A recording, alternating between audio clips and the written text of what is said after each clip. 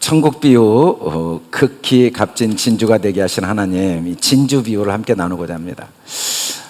천국은 계속 천국에 대한 이야기인데, 사실 천국은 영어로는 Kingdom of Heaven, 우리나라로는 어감이 좀 어려운데 하나님의 통치죠. 하늘의 나라라는 말은, 하늘은 하나님의 임재, 그리고 킹덤은 하나의 통치권인데, 하나님의 통치, 천국, 하나님 나라, 하나님 나라에 대해서 말씀하고 싶은 것을 어떻게 말씀했냐면 마치라고 이야기했어요. 여러분, 사실 비유가 아니면 말씀하시지 않는다고 할 때 이 마치, 이 호모이오스는 똑같은 동일한 이란 뜻입니다.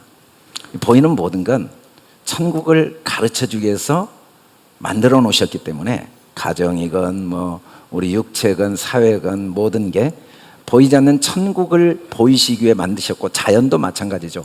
그래서 그 만들어진 게 천국을 잘 그대로 보여주는 게 마치죠. 마치 똑같은 비유가 원래의 의미를 잘 드러내는 게 마치죠.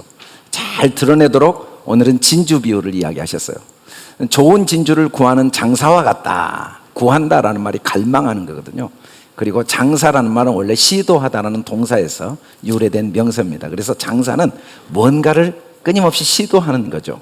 천국은 좋은 진주를 갈망하고 그걸 구하기 위해 끊임없이 시도하는 사람과 같다라고 말씀을 했어요.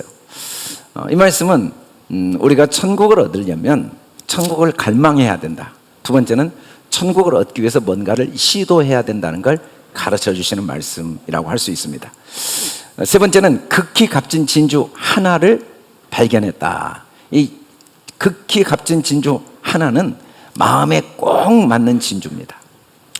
정말 제일 값진 진주는 내 마음에 딱 맞는 진주인데, 사실은 그게 천국이죠. 마음이 딱 맞아버리면 천국입니다.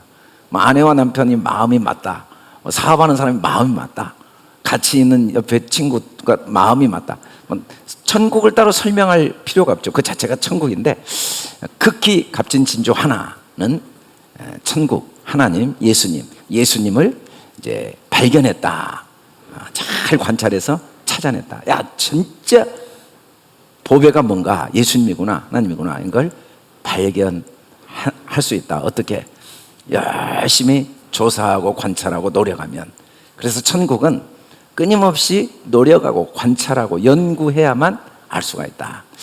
근데 발견한 것으로는 천국을 소유하지 못하고 자기 소유를 팔아서 그 진주를 사야만 천국을 소유한다. 천국이라는 건 발견 자체로도 굉장히 의미가 있고 중요한 일이지만, 그것으로는 한계가 있고 반드시 자기 소유를 다 팔아야 된다라는 의미로 오늘 말씀을 우리가 해석할 수 있습니다. 근데 하나님 아버지는, 우리 아버지는, 하나님 아버지의 말씀은 항상 그 말씀의 의미가 하나만 있는 건 아닙니다. 그게 부모 말씀의 특징이에요. 부모 말은 참 신기합니다. 밥 먹지 마, 먹지 말란 말이지만 먹지 말란 말이 아닙니다. 집에 들어오지 마, 들어오지 말란 말인데 들어오지 말란 말이 아니에요. 걱정하지 마, 걱정하지 말란 말인데 걱정하지 말란 말이 아니에요. 걱정 안 하고 있으면 걱정입니다. 걱정해야죠. 근데 걱정 안 할 건 걱정하지 말고 걱정할 걸 걱정해라. 먹지 말 건 먹지 말고 먹을 걸 먹어라. 그러니까 먹지 마라, 들어오지 마라, 여기에는 먹어라, 들어와라 라는 말이 또 있어요. 그래서 오늘 이 진주 비유는, 하나님 나라는 갈망하는 자가 자기의 시간, 자기 물질, 자기의 은사, 자기 소유를 팔아서 소유할 수 있는 거지, 천국은 다른 방법으로 소유할 수 있는 게 아니다 라는 의미도 있습니다. 그러나 동시에 이 말씀에 하나님이 우리에게 주시고자 하는 또 다른 의미도 있는 이유가 뭐냐면, 이 천국을 구하고 발견하라는 말씀이 또 다른 의미가 있을 수밖에 없는 이유가, 사람이 발견하고 찾은 것처럼 보일지라도 세상에 어떤 사람도 천국을 찾거나 발견할 수 있는 사람이 아예 하나도 없습니다. 사람은 천국을 찾을 의지나 능력이 아예 없고, 또 천국을 찾고 발견할 깨달을 능력이 아예 없는 한계를 가지고 있는 존재, 그것도 하나도 없다. 이 세상에 물론 우리가 천국을 열심히 찾고 지금 발견하기 위해서 모여 있는 건 사실이지만 그럼에도 불구하고 우리가 그걸 한 적도 없고 하고 있지 않다는 겁니다. 우리가 하고 있는데도 그게 성경이 말하는 진리죠. 두 번째는 자기 소유를 팔아야만 천국을 소유한다고, 그래서 내게 있는 걸 열심히 어떻게 하면 팔까 고민도 되고 헌금도 해야 되고 시간도 예배도 드려야 되고 전도도 해야 되고 선교도 해야 되고 그런 것도 당연히 해야 되지만, 그러나 오늘 말씀이 그걸 이야기할 수 없는 이유는 근본적으로 우리가 소유가 있어야 파는데 우리에게는 소유가 하나도 없습니다. 물론 내가 소유가 있다고 착각할 수는 있어요. 근데 시간이 지나고 보면 내 소유라는 게 아예 존재하지 않았다는 건 변할 수 없는 진리입니다. 우리가 죽음이 딱 눈앞에 왔을 때 보면 뭐 내 시간, 내 돈, 내 자녀, 내 인생, 내 생명, 내 자존심, 내 능력 뭐 다 이야기하지만 하나도 내게 없이 다 놓고 가야 되는 현실 앞에 딱 직면했을 때 보면 우리가 소유가 없다는 게 너무 사실이에요. 우리는 모태로부터 알몸으로 왔고 다 하나님 거니까 소유를 팔아서 천국을 얻으라는 말은 이 하나님의 진리의 말씀에 기초해 볼 때 맞는 말은 아닙니다. 왜냐하면 팔 게 있어야 팔죠. 팔 게 하나도 없는데 팔 수는 없는 거죠. 그래서 이 말씀은 우리가 열심히 천국을 고민하고 갈망하고 또 시간과 마음을 투자해야 천국을 소유한다는 의미도 있는 건 사실이지만 동시에 또 다른 의미가 있다는 거죠. 또 다른 의미를 하나님은 우리에게 말씀하고 싶은 거죠. 겉으로 드러난 그 모습만 말하고자 하는 게 아니고, 그래서 오늘 말씀을 통해 하나님이 우리에게 말씀하고자 하시는 내용을 다시 한번 살펴보면 내용의 핵심은 천국입니다. 천국. 사실 이 천국은 우리가 정확하게 성경이 말씀하는 걸 이해해야 성경을 읽을 때 그 말씀하신 의미를 깨달을 수 있죠. 천국을 예수님 뭐라고 했냐면 회개하라, 천국이 가까이 왔다라고 하신 말씀은 그 천국이 예수님 자신이었거든요. 하나님 나라, 하나님의 통치, 하나님 자신, 그리고 그 천국 자체가 우리를 참된 자유와 평안과 행복을 누리게 한다고 성경은 말씀하죠. 근데 문제는 이 천국에 가까이 왔는데 주님이 뭐라고 하시냐면 제자들이 귀신을 쫓아내고 병자를 치료하고 돌아왔을 때 귀신을 쫓아내고 병자를 치료한 것으로 기뻐하지 말고 천국에 하늘에 너희 이름이 기록된 것을 기뻐하라고 그랬는데 도대체 이 말씀이 뭘까? 하늘에 천국이 이름이 기록된다는 게 뭘까? 어디에 기록된 겁니까? 라는 의문을 가졌는데 예수님이 뭐 하늘에 천국에 이름이 기록됐다는 게 여기저기 뭐 죽어서 가는 천국 저 멀리 나중에 이런 의미가 아니라 너희 안에 있다라고 말씀합니다. 그래서 오늘 말씀은 천국 이야기인데 오늘 말씀의 핵심은 우리 안의 이야기입니다. 우리 안에 하나님 나라를, 하나님 천국이 임재해 계시는 모습, 우리 안에 하나님이 허락하신 천국을 말씀하고자 하는 거죠. 그럼 우리 안에 천국이 어디 있다는 겁니까? 머릿속에 있습니까? 가슴 속에 있습니까? 도대체 어디에, 이 육체 속에 어떻게 그 영원한 하나님 나라가 가할 수 있겠습니까? 그런데 천국은 영생이고 유일하신 참 하나님, 그가 보내신 자 예수 그리스도를 아는 것. 물론 오늘 비유가 천국 비유이기 때문에 오늘 비유를 통해 내가 뭘 할까를 아는 것도 중요한데 더 중요한 건 오늘 비유를 통해 하나님이 어떤 분이신가를 아는 게 진짜 천국이라는 거죠. 하나님이 어떤 분이신가? 그의 보내신 자 예수 그리스도가 어떤 분인가? 하나님이 도대체 누구인가? 그리스도가 나에게 어떤 분이 되신가를 가르쳐 주신 비유죠, 이게. 그래서 천국 비유입니다. 이 천국 비유를 통해 하나님은 하나님 자신을 우리에게 다 열어내시고 하나님 마음을 우리에게 열어서 보여주시길 원하신 거죠. 그래서 이 말씀을 통해 내가 무엇을 할 것인가를 결심하고 배우는 것도 굉장히 의미 있고 가치 있는 일이지만 이 말씀을 통해 하나님은 하나님 마음이 우리 마음에 보여지고 그 마음이 우리 마음에 간직되어져서 하나님을 알고 그리스도를 알아 하나님이 우리에게 주신 천국이 우리에게 소유되어지고 그 천국을 함께 누리고 나누기를 원하시는 거죠. 구체적으로 천국은 좋은 진주를 구하는 장사와 같다라고 했습니다. 좋은 진주를 구하는.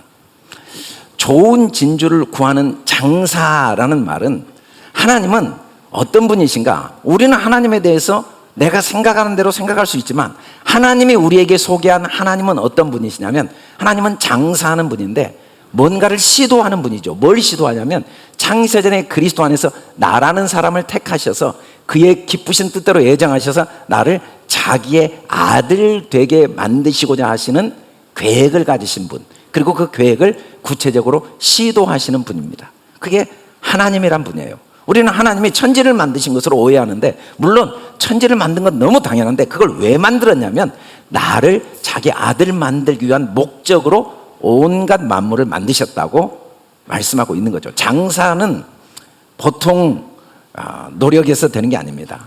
주변에 사업하시는 분들이 10명 중에 9명이 어려움을 겪는다는 이야기를 많이 해요.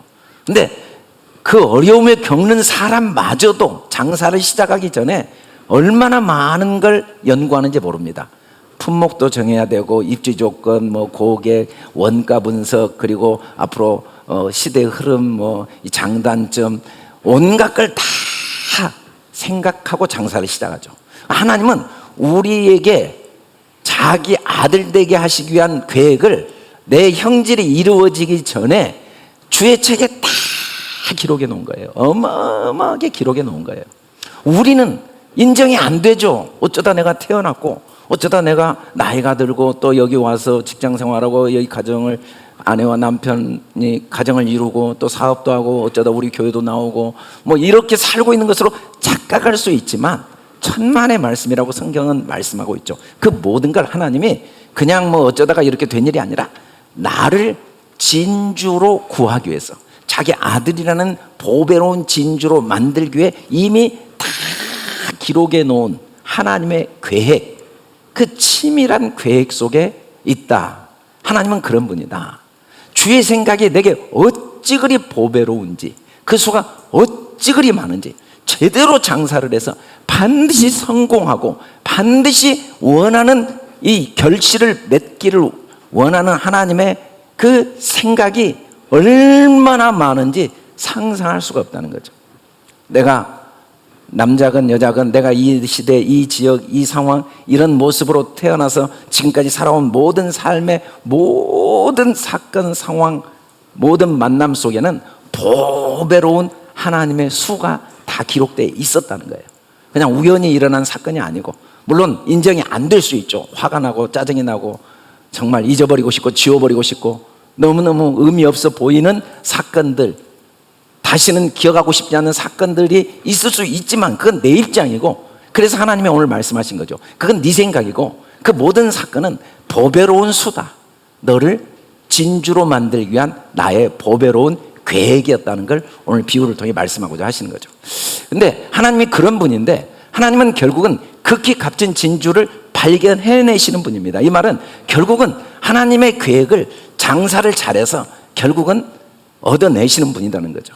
이 진주라는 말이 성경에 처음 나온 게 창세기 2장 에덴 동산에 이 베델리엄, 이 첫 번째 강에 나온 베델리엄이 진주인데, 이 진주가 처음 나오다가 성경의 진주가 마지막 또 한 번 나오는데, 계시록 21장 새하늘과 새 땅을 보니, 이 새하늘과 새 땅은 나를 하나님의 자녀로 만드신 모습을 성경은 새하늘과 새 땅이라고 합니다.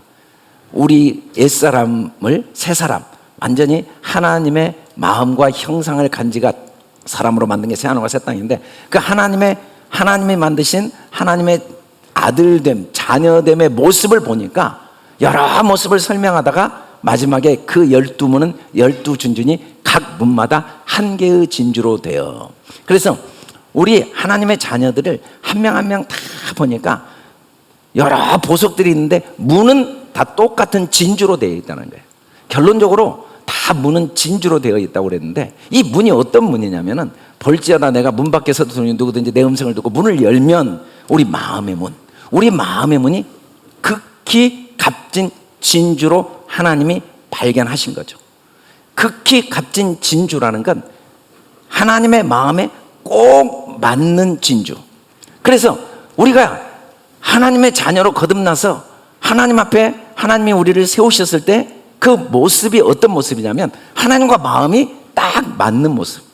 이게 천국입니다. 천국은 여기 있다 저기 있다가 아니라 하나님의 마음이 내 마음 되고 내 마음이 하나님 마음이 되는 순간이 그 자체가 천국이죠. 이 땅에서도 우리는 가정이 언제 천국을 경험하냐면 아내와 남편이 마음이 하나가 되는 순간이 천국입니다. 뭐 경제적으로 아무리 여유가 있고 아무런 어려움이 없어도 마음이 서로 다르면 그 안에는 천국이, 가정 천국은 없죠. 사업을 해도 아무리 승승장구하고 사업이 번성해도 마음이 하나가 되지 않으면 굉장히 고통스럽습니다.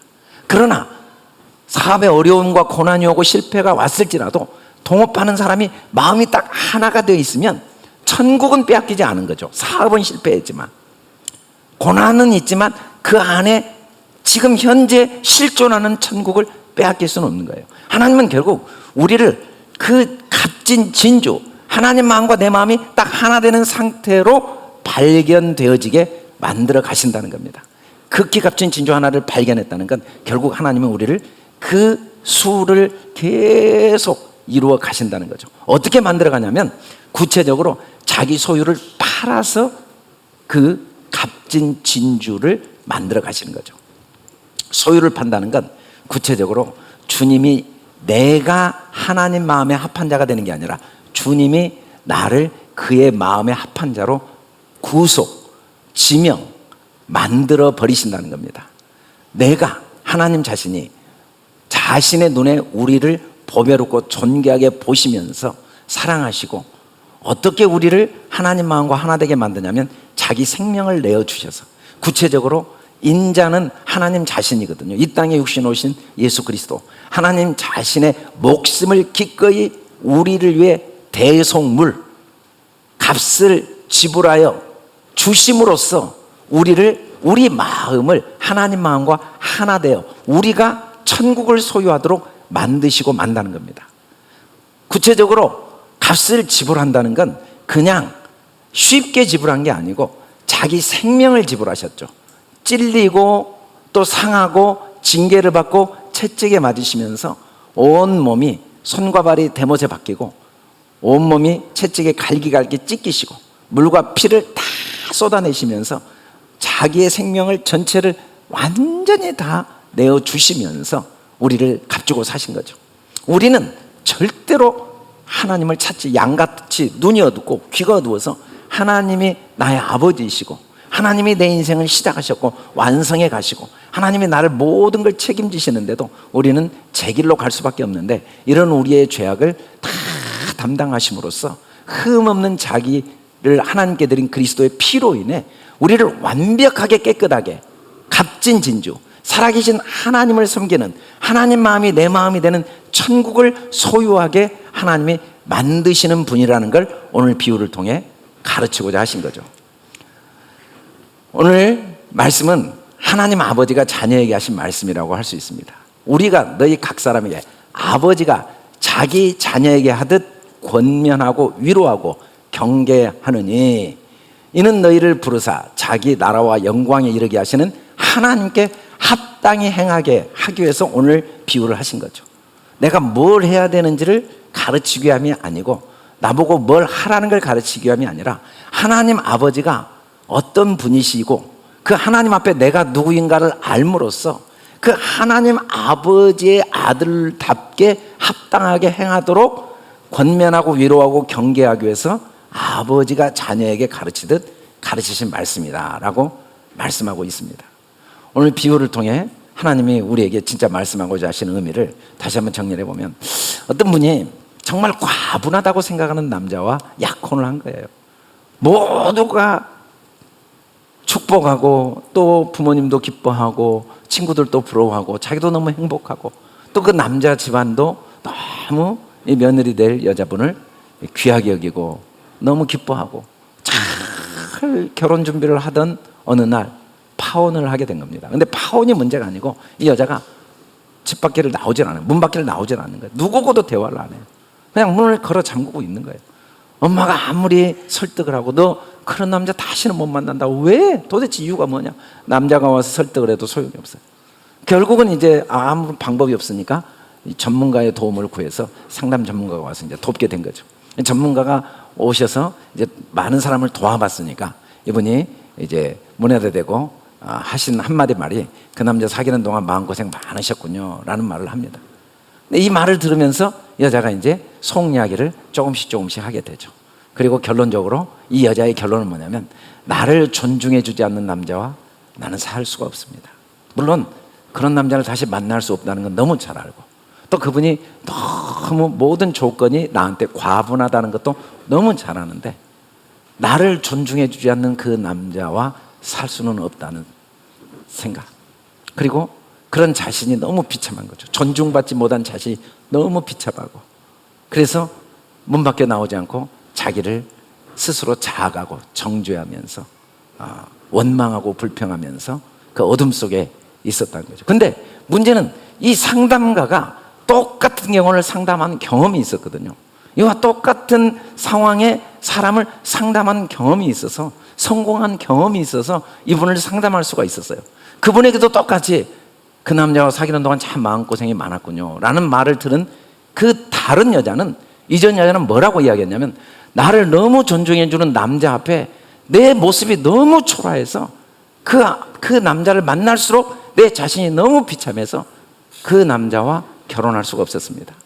그 남자의 수준에 미치지 못한 내 자신, 그 남자의 수준을 맞춰줄 수 없는 나의 그 바닥 속에 있는 나만 아는 나의 이 초라한 모습이 그 남자를 만날수록 더 나를 비참하게 하기 때문에 나는 결혼할 수 없습니다 라고 들었던 그 기억이 있었던 거예요. 신기하죠? 똑같은 상황인데 한 분은 나를 너무 존중해주지 않아서 결혼 못하겠다는 거예요. 한 분은 나를 너무 존중해주는 그 사람 때문에 내 자신이 너무 부담이 되고 초라해서 결혼하지 못하겠다는 거예요. 사람들은 진짜 원인을 몰라요. 내 안에 천국이 없는 게 문제라는 걸 깨닫지 못하는 거죠. 사람들은 지금도 누구 때문에, 무엇 때문에, 내가 무시당해서, 내가 부족해서, 무슨 상황 때문에 나의 삶에 아픔과 고통이 있다고 착각한다는 겁니다. 그러나 우리가 정말 문제는 내가 누구인지를 모르는 것.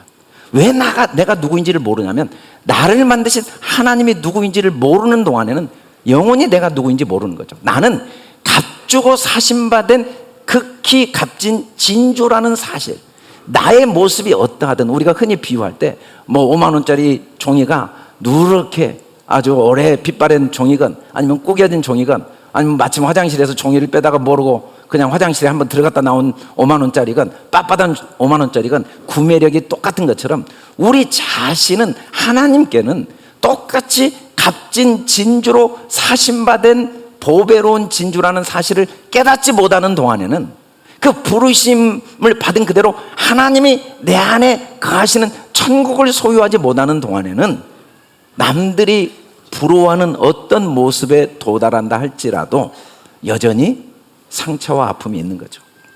우리가 살아가면서 하나님이 우리를 진주로 값주고 사신다는 말씀을 하신 이유는, 하나님이 만드신 진주의 속성이 있으니까 이걸 비유로 사용하신 겁니다. 이 진주는 조개가 숨을 쉬려고 입을 벌리면 모래가 그 안에 들어가고, 그 모래가 이 고운 아주 연한 조개 살을 상처를 주면 그 상처의 고통을 아물게 하기 위해서 체액을 계속 배출해내는 게 굳어가지고 진주가 된다는 거예요. 진주. 만일에 이 이물질이 들어와서 그 상처를 준 그 아픔을 체액으로 이겨내지 못하면 조개는 썩어버립니다. 썩어버리죠. 냄새가 나고 썩어버리죠. 우리가 생각할 때 하나님이 그 많은 수를 기록해 놓으시고 우리를 극히 값진 진주로 결국은 만들어내신다는 의미가 무엇인지를 시편 기자는 그 수가 모래보다 많다라고 말합니다. 우리는 원하건 원하지 않건 자기 의지와 무관하게 내 안에 많은 상처를 받습니다. 사실은 나를 존중해 주지 않는 남자 때문이 아니에요. 내 안에 있는 상처예요. 나를 너무 존중해 주는 남자 때문이 아니에요. 내 안에 있는 상처예요. 근데 상처 안 받고 자란 사람이 누가 있습니까? 겉으로 보기에는 멀쩡하지만 상처 안 받고 자란 사람이 없어요. 왜? 우리가 숨을 쉬어야 되니까. 숨 쉬는 동안에는 우리는 조개이기 때문에 반드시 모래가 들어오거든요. 모래가 안 들어오는 조개는 하나도 없어요. 하나님은 우리 삶 속에 수많은 모래를 두었어요. 어떤 분은 뱃속에서부터 상처를 많이 받고 큰 분도 있어요. 어떤 분은 부모님이 한 번도 책망을 안 해서 그게 큰 아픔과 상처가 되는 분이 있어요.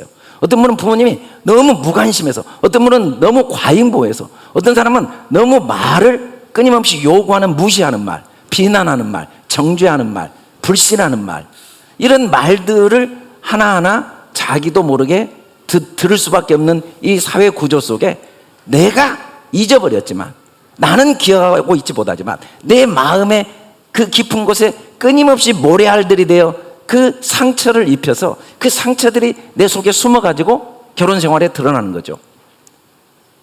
존중해줘서 결혼 못하겠다, 존중 안 해줘서 결혼 못하겠다. 끊임없이 갈등과 아픔이 생기는 이유는 그 사건 자체보다는 살아오면서 수많은 모래알들 때문에, 그 모래알들 때문에 내 속에 생긴 상처들, 나는 잊어버렸지만, 내 기억 속에는 없지만 내 속에 깊이 내재되어 있는 그 상처들. 여러분, 좋은 진주를 구하는 하나님의 장사의 모습을 보면, 인간적으로 보면 해 아래 모든 수고가 사람에게 아무 유익이 없어 보입니다. 왜냐하면 삶 자체가 상처니까. 삶 자체가 상처예요. 재벌은 재벌대로 상처가 많습니다. 가난한 사람, 배운 사람 배운 사람대로, 못 배운 사람 못 배운 사람, 가진 사람은 가진 사람대로, 건강한 사람은 건강한 사람대로, 연약한 사람은 연약한 사람대로. 얼마나, 어린아이는 어린이라고 무시받고, 남자는 남자라고, 여자는 여자라고, 얼마나 많은 일들로 끊임없이 상처를 주고 받을 수밖에 없는 그 수고와 무거움이 끝이 없고, 일평생 근심하고 수고하는 거 슬픔뿐이요. 밤에도 쉬지 못해요. 그냥 잠을 자도 걱정이고 눈을 떠도 걱정이고, 이 모래알들이 계속 숨 쉬는 동안에 안에 들어와서 나를 아프게 하는 거죠. 이 모래알을 누가 준비했냐면 하나님이 준비하셨거든요. 하나님이.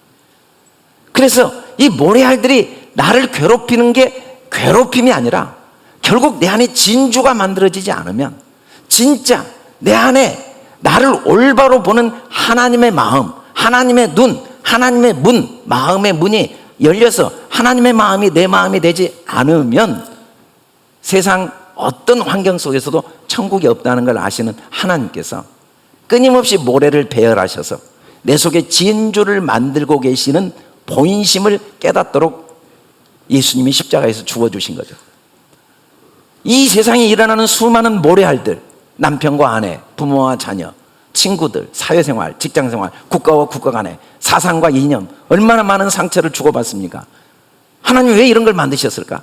산다는 게 이렇게 허무하고 괴로운 걸까? 아니에요. 이 모든 것들은 물론 고생하고 근심하는 일이지만 그게 본심이 아니고, 재앙이나 환난이 아니라 그걸 통해 내 속에 진주를 만들어 주심으로써 영원한 천국, 어떤 환경과 상황에서도 빼앗기지 않는 참된 자유, 진리 안에서 누리는 자유와 평안과 행복, 그리고 영원한 미래, 희망을 소유하는 유일한 방법은, 조개로 만들어진 나는 수많은 모래를 통해 내 속에 진주가 간직되어지지 않으면, 극히 값진 진주로 내 속이 만들어지지 않으면 안 되기 때문에 하나님께서 결국은 영화와 존귀로 관씌우기 위한 것임을 이 성경을 통해 하나님이 우리에게 하나님 마음을 드러내신 거죠. 부모가 그렇게 아이를 여러모로 훈련하고 책망하고 때로는 체벌을 했던 이유, 체벌까지 할 수밖에 없었던 이유는 결국은 그 아이에게 참된 평안, 참된 미래, 참된 희망, 그리고 결국 영화와 존귀로 관을 씌우고자 하는 그 아버지의 마음으로 성경 66권이 기록되어 있고, 이 세상에 존재하는 모든 사건과 상황이 그런 모래알들로, 나를 조개로 만들기 위한 모래알들로 하나님이 만드셨다는 게 보여지는 게 좋은 진주로 만들어지는 상황이죠. 극히 값진 진주 하나를 발견한다는가. 아직도 육신에 속한 자들은 시기와 분쟁이 있을 수밖에 없습니다.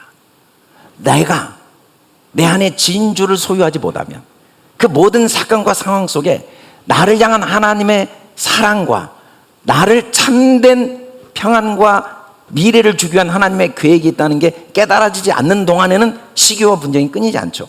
우리가 화가 나고 짜증이 나고 다툼이 있고 옳고 그름을 따지고 있으면 그 사건은 내 속에 진주를 만드시는 하나님의 은혜의 시간이고, 내가 아직도 내 안에 진주를 소유하고 있지 않은 나의 모습을 깨닫게 하시는 하나님의 사랑의 손길이고, 그 과정들은 점점 내 눈이 올바로 눈이 띄어지고 올바로 내 귀가 열려서 사건과 상황 속에 어떠한 하나님의 사랑이 있는가를 들을 줄 아는 귀가 열리고 볼 줄 아는 시력이 생기고 올바른 말을 하는 말을 배워가는 과정에 불과하다는 겁니다. 말세에는 고통이 따른다라는 디모데서 말씀은, 이 말세는 어떤 시간적인 말세가 아닙니다. 사실은 진짜 말세는 아직 예수님을 모르는 상태예요. 말세는 언제 끝나냐면 내가 하나님의 값진 진주, 즉 진주인 게 보여지고 깨달아지는 상황이 말세가 끝난 거죠. 그게 끝나지 않는 동안에 고통의 이유는 뭐냐면 자기 사랑, 돈 사랑, 자랑, 교만, 비방, 부모를 거여 감사하죠 거룩하지 아니하고 무정, 원통함, 모함, 절제하지 못하고 사나우며 선한 걸 좋아하지 아니하며 배신, 조급, 자만, 쾌락을 사랑하는 이것들이 내 속에 가득한 거죠. 내 속에. 왜냐하면 문제를 통한 하나님, 그 모래알을 통해 상처만 받는 게 아니라 그 속에 어떠한 하나님의 은혜와 사랑이 있는가를 발견하지 못한 상태, 그 상태가 바로 이런 상태입니다. 이런 상태는 계속 시기와 분쟁이 끝나지 않아요. 화가 나고 짜증이 나고 걱정이 되고 염려가 되고 사람이 싫고 무시가 되고 비난이 되고 불신이 되고 안 믿어져요. 안 믿어져. 우리나라의 춘향목이, 이 백두대간의 춘향목들이 옛날에 궁궐 기둥으로 많이 쓰였다고 그래요. 왜냐하면 이 춘향목이 그대로 반드시 자라니까. 아주 높은 튼튼한 나무. 근데 이 중에 쓸모없는 나무들이 있어요. 겉은 멀쩡한데 안에 파보면 괭이가 있는 거죠. 분명히 이때 가뭄이 있거나 폭풍이 일었거나 뭐 태풍이 불었거나 그걸 이겨내느라고 그 괭이가 속에 생긴 거죠. 사실은 우리는 겉으로 보면 다 어떤 사람이 춘향목처럼 보여요. 어떤 사람은 아주 자신감 있고 또 사회적인 명예도 있고 권력도 있고 아주 스마트하고 성공한 사업가, 성공한 목회자, 성공한 뭐 운동선수. 그러나 천만의 말씀, 단 한 명도 그 속에 괭이가 없는 사람이 하나도 없어요. 이 옹이가 박힌 건 쓸모가 없어요. 그건 기둥으로 쓸 수가 없어요. 잘라내야 돼요. 우리 속에 상처 없는 사람이 하나도 없어요. 상처가 없으면 진주로 만들어지지 않는데 어떻게 상처를 받지 않을 수가 있겠어요? 상처가 하나도 없으면 온실의 화초처럼 정말 불행한 사람이 돼요. 정말 쓸모없는. 그래서 부모들은 자녀들이 고통당할지 알면서도 유치원을 보내고 초등학교를 보내고 많은 부작용이 있을 줄 알면서도 그런 상처와 그 아픔의 과정 없이는 사회의 어른으로 사회생활을 할 수가 없다는 걸 너무 잘 알기 때문에 내보내듯이, 사실은 겉으로 보면 아무것도 안 보이는데 우리가 보면 바울은 육체를 신뢰할 만한 사람, 정말 율법에 완전한 사람, 가말리엘 문화생, 바리새인 중에 바리새인, 유대인 중에 유대인, 로마 시민권을 가진 성공한 사람인데 자기도 그렇게 알았어요. 자기도. 근데 하나님의 말씀, 이 진리의 말씀이 뭘 보여줬냐면 내 속에 괭이를, 옹이를 보는 눈을 열어준 거예요. 사람들 마음속에 상처를 보는 눈을 열어준 거예요.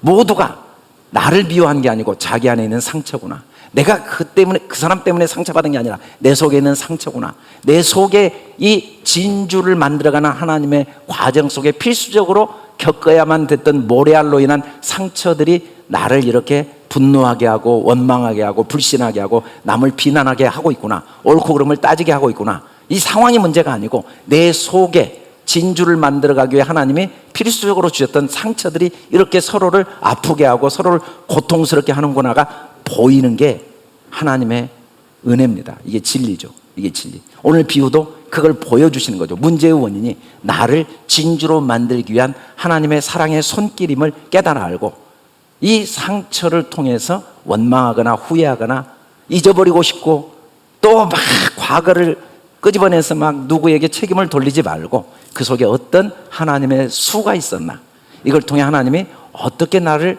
만드시고 깨닫게 하시고 자라게 하시고 성장시켰나를 알므로써, 내 문제를 알므로써 진짜 먹고 마시며 수고하는 것보다 더 기쁜 게 없고 삶 전체가 기쁨이죠. 왜? 다 하나님 것이니까. 그분이 나를 괴롭힌 게 아니고 그 문제가 나를 괴롭힌 게 아니고 그 사건이 나에게 어려운 게 아니고 다 하나님 거구나. 하나님 거. 하나님이 다 모래알로 준비하셔서 나에게 세상이 줄 수 없고 빼앗을 수 없는 평안을 주시기 위한 과정이구나. 그 하나님 것이라는 사실을 깨닫는다는 건 이론이 아니고 진짜로 이제는 진짜 내가 태어난 것도 아니었는데, 내가 살아온 것도 아니었는데, 내가 살아갈 수 있는 것도 아닌데 꼭 내가 살아온 것처럼 착각하고 내가 살 수 있는 것처럼 착각하고 내 인생의 주인이 나밖에 없고 내가 책임져야 된다고 착각했던 착각을 내려놓고 모든 연약함을 다 담당하시고, 그 모래알로 고통당할 때 나만 고통당하게 하시지 않고 그 고통 속에 함께 하신 주님, 반드시 우리 연약함을 채울하시고 반드시 그 연약함에 함께 해주시고 끝내는 반드시 우리를 도우시는 주님.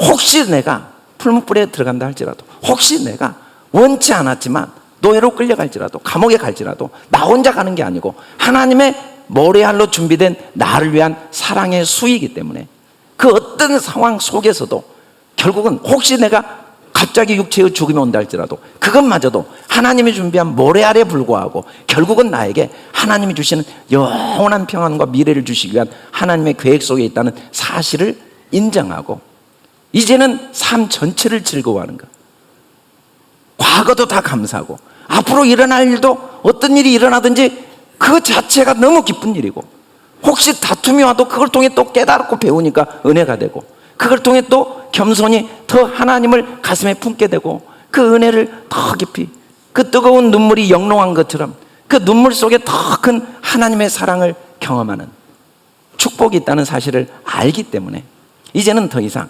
삶이 하나도 의미 없는 게 없도록 되어지는 것, 그게 극히 값진 진주죠. 극히 값진 진주는 이제는 감사의 이유가 나 때문이 아니고 누구 때문이 아니고 우리 주 예수 그리스도, 이 모든 게 나를 향한 모래알이지만, 아픔이지만 그 속에 나를 올바른 행복을 누리도록 도우시는 수가 있기 때문에 우리가 압니다. 뭘 알아? 반드시 합력할 선을 이루니까. 물론 다윗도 정말 돌이킬 수 없는 죄를 지었지만 그것마저도 하나님의 선으로 바꾸신다는 걸 아는 그 마음이 값진 진주죠.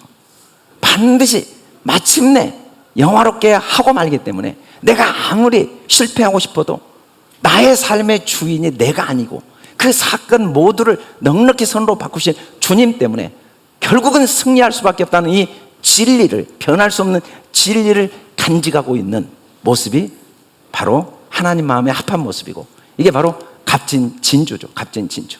이 값진 진주의 모습은 고난 당하는 게 유익이라는 걸 알아요. 이때 주의 율례를 배우는데, 이 율례가 뭐냐면 내가 누구인지를 배우는 거죠. 아, 내가 하나님이 자기 생명까지 주시고 산 보배로운 진주구나. 내 인생은 내가 주인이 아니고 주님이 주인이시고, 내 고통이 내 고통이 아니고 나보다 더 고통하시는, 아이들은 모르죠. 혼자 괴로운 것 같지만 부모는 더 괴로워합니다. 대신해 줄 수 없는 안타까움이 있지만, 그러나 하나님은 그 육신의 부모보다 더 내 아픔 속에 더 함께 아파하시고 처절한 아픔을 느끼면서도 그 고통 속에 우리를 두신 이유는 그래야만 우리가 진주가 되니까, 그 사실을 배우는 게 율례죠. 그 주의 율례를 배운다는 건 어떤 경우에도 하나님이 내 편이시고 하나님이 나를 보배로운 진주로 결국 만드시고 나에게 영광과 존귀로 관을 씌우신다는 사실을 깨닫는 게 율례를 배우는 겁니다. 평사원으로 들어가서 빽도 없고 힘도 없는데 성실성과 실력 하나로 승승장구해서 40대 대기업 이사가 된 거예요. 임원이 된 거예요. 그리고 그런데 54세 IMF 때 이제 퇴출이 된 이분 이야기를 우리 아버지 학교 그 책에 자세히 소개가 됐더라고요. 이분이 딱 퇴출이 될 때 집에 와서 한 말이, 그동안 54년 동안 너무 회사에 매여 있는데 이제는 가족과 함께 영도시고 쉬면서 생활할 수 있어서 내가 퇴출된 게 너무 기쁘다, 그렇게 이야기를 했는데 막상 3개월이 지나고 나니까 점점 자신감도 자존감도 말도 삶의 의미도 의욕도 자기 생각과 완전히 다른 거예요. 임원일 때와 임원이 아니고 돌아다닐 때 사람들의 시선과 말투와, 자기는 괜찮은데 자기를 걱정하는 그 말들, 이것들이 하나하나 자기 자존감을 다 무너뜨리고 이제는 아침에 일어날 이유도 없고 삶의 의미와 의욕도 죽음을 생각한 거죠. 그러다 어느 날 생일이 돼서 이제 아내와 그리고 딸과 그 아들이 아버지를 위한 생일 준비를 하는데, 아내가 먼저 쉬운 4가지 남편 때문에 고맙고 행복했던 일들을 편지에 써서 하나하나 읽어줍니다. 그걸 듣고 있던 남편의 마음에 감동이 밀려오죠. 이제 대학생 딸이 이번에는 쉬운 4가지 아빠에게 받은 사랑과 감사한 일. 어릴 때부터 아빠가 우리를 어떻게 사랑해 주셨고 그 아빠 때문에 우리가 얼마나 행복하고 내가 얼마나 감사한가. 아버지의 눈에 눈물이 흐르기 시작합니다. 마지막 고등학생 아들이 쉬운 네 가지. 아빠가 얼마나 소중한가. 아빠가 얼마나 자랑스러운가. 아빠가 우리 아빠여서, 우리 가정의 아빠여서, 나의 아빠여서, 아빠 때문에 내가 얼마나 자랑스럽고, 아빠가 자랑스럽고 내 인생이 행복한가.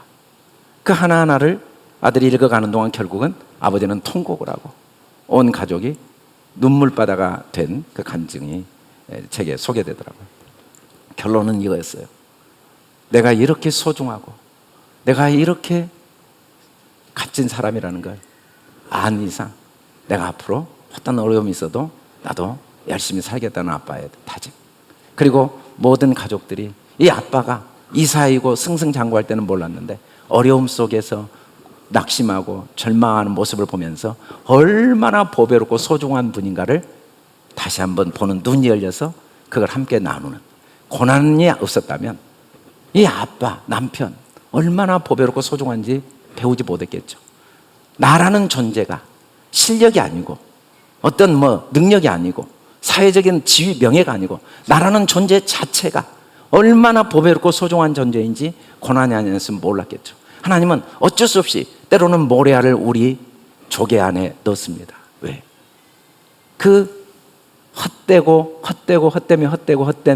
허무한 것들의 마음을 빼앗기지 않고 나를 위해 자기 목숨까지 내어주시면서 물 한 방울 피 한 방울까지 다 쏟아내시면서 나를 보배롭고 존귀한 자로 만들어 가시는, 나를 반드시 영광스럽게 만들어 가시는, 마치 뱃속의 아이에게 무한한 꿈과 소망을 갖고 그 아이를 위해 모든 희생을 아끼지 않는 부모의 마음으로 나를 위해 자기 목숨까지 희생하시는 그 하나님의 눈으로 나를 보도록, 나를 내 눈으로 보지 말고 사람들이 보는 눈으로 나를 보지 말고 내가 얼마나 극히 값진 진주인가. 어쩔 수 없이 여러 가지 시험을 잠깐 시험으로 근심할 수밖에 없지만 오히려 크게 기뻐하는 사람이 되도록 하나님이 지혜와 계시의 영을 주셔서 하나님을 알고 마음의 눈이 밝아 부르심의 소망, 그 기업의 영광의 풍성함이 어떠한가, 믿는 우리에게 베푸신 하나님의 능력, 이걸 알도록, 이걸 깨닫도록 오늘 이 비유를 통해 하나님 마음이 우리에게 다 보여지도록 말씀하고 계십니다. 우리는 오늘 이 비유를 통해 굳게 마음에 다짐해야 돼. 하나님이 나를 어떻게 보시는가. 너는 나의 극히 값진 진주다. 너는 내가 택한 나의 벗 아브라함의 자손이다. 너는 내 마음에 맞는 사람이다. 어떻게 나를 하나님 마음에 맞게, 하나님이 나를 이렇게 사랑하신 걸 나도 깨달아 알겠냐면 하나님이 십자가에서 자기 목숨을 내어주심으로 다 이루신 거죠. 내가 스스로 깨달은 게 아니에요. 내가 아브라함을 하나님이 만민의 복의 근원으로 삼으신 건 아브라함만 위함이 아니고 바로 지금 나 다윗만 위한 게 아니라는 거죠. 그래서 우리는 우리 서로가 끊임없이 마치 아내가 남편에게 당신이 얼마나 보배롭고 소중한가를 알려주듯이, 딸이 아들이 아버지에게 얼마나 당신이 소중한가를 알려주듯이, 부모가 자녀에게 네가 얼마나 보배롭고 소중한 진주인가를 서로 알려주듯이 서로가 서로에게 알려주는 일. 더 이상 우리는 불법의 사함을 받고 죄의 가림을 얻는 사람이 복이 있는 다윗의 복. 어떤 경우에도 과거를 뒤돌아보고 후회하거나 내 자신을 정죄하거나 남을 원망하는데 시간을 보내기보다 오히려 그걸 통해 하나님의 은혜를 깨달아 알고, 무엇보다 눈에 보이는 환경이 어떠할지라도 이 문제가 내 문제가 아니고 주님 문제이기 때문에 어떤 경우에도 결국은 넉넉히 승리한다는 확신, 바라는 게 눈에 안 이루어졌지만 보이는 게 없지만 이미 다 죽은 것이 확실하고 사업이 망하고 상황이 어렵고 정말 내 자신이 내놓을 게 하나도 없는 마른 막대기와 같은 것이 사실일지라도 그 보이는 게 완벽하게 마치 감옥에 갇힌 요셉처럼 아무 희망이 없어 보이고 사자굴에 던져진 다니엘처럼 아무 희망이 없어 보이는 상황일지라도 한 가지 확실한 것, 하나님은 내 아버지시고 하나님은 나를 위해 목숨을 버리셨고 하나님은 내 인생의 그 모든 걸 반드시 선으로 바꾸시고 결국은 나는 넉넉히 승리할 수밖에 없기 때문에 이 모든 일 속에 감사하고 즐거워하고 기뻐하는 삶을 살아내겠다는 결심을 하라고 오늘 주님이 우리에게 말씀하신 줄 믿습니다. 이 비유를 통하여 이 주님 마음이 저와 여러분 마음이 꼭 되어서 여러분의 삶 속에 일어나는 모든 사건들이 나를 사랑하사 나로 그 값진 진주로 만드시는 하나님의 손길임을 눈으로 보고 또 서로에게 얼마나 하나님이 그를 사랑하시는가를 보는 눈이 열리고 서로를 보배롭고 극히 값진 진주로 보는 눈들이 열리는 가정과 또 직장과 교회가 될 수 있기를 주님의 이름으로 축원합니다.